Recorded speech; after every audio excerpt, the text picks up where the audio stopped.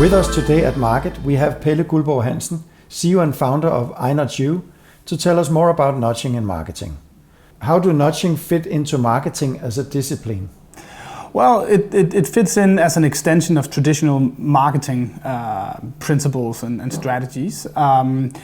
The special thing about nudging is that it relies on a certain set of knowledge.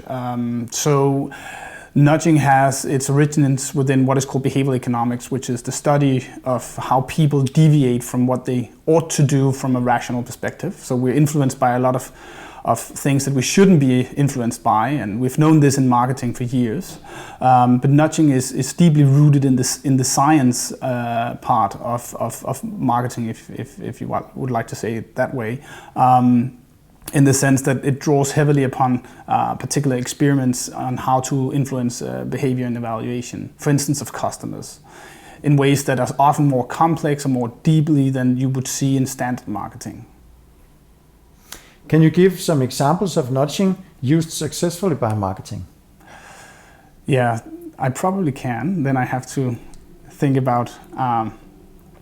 So there's a huge amount of successful, what we call superficial nudging by marketing. It might be bundle sales, for instance. That would be a traditional thing. If you sell lottery tickets, that would be a traditional way of nudging consumers as well. Because, for instance, when it comes to lotteries, we know that people has this tendency to overestimate the likelihood of winning in a lottery. So we treat small probabilities as much larger probabilities, and that's the reason why we, for instance, play on the lottery or buy a package of it might be of toys where we cannot see what kind of toy that we're buying.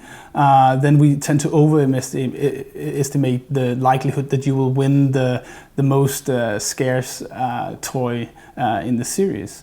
So this is standard examples of marketing. Also, everything from space management to placing products saliently, coupling products with social status, for instance, would be standard examples of nudging.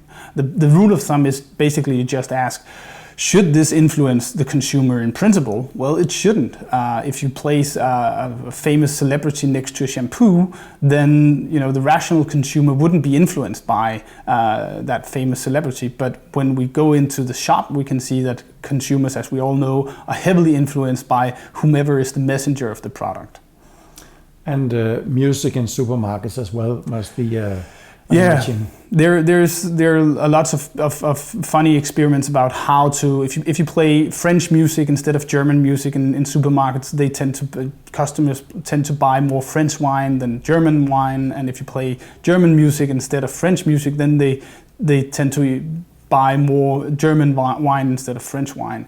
Labeling, for instance, also, if you call something, instead of just calling it grilled chicken, you call it tender grilled chicken, then people tend to evaluate the chicken as much more tasty, and the likelihood for them to come back and buy chicken is evaluated as much higher if you call it tender grilled chicken rather than grilled chicken, although it's basically the same product.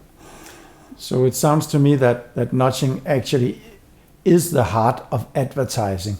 Effective advertising. Yes, it is. And it is because it draws so heavily on the science part. It's a very systematic study of these influences. So usually you would have various kinds of price configurations in marketing.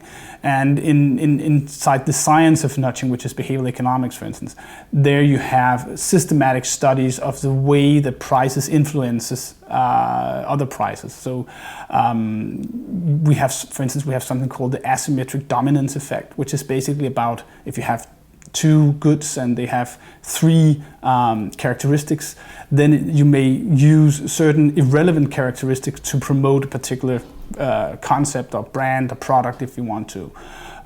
So these more systematic effects, these deeper effects, is not usually used in marketing because they require a lot of work to learn. So much of what we see on an everyday basis in marketing is what we call superficial nudging, because it has this kind of, it's there, on a superficial level. It's like the intuitive way of nudging. But today we know much more about the small stuff, the details, the systematic biases that influence consumers.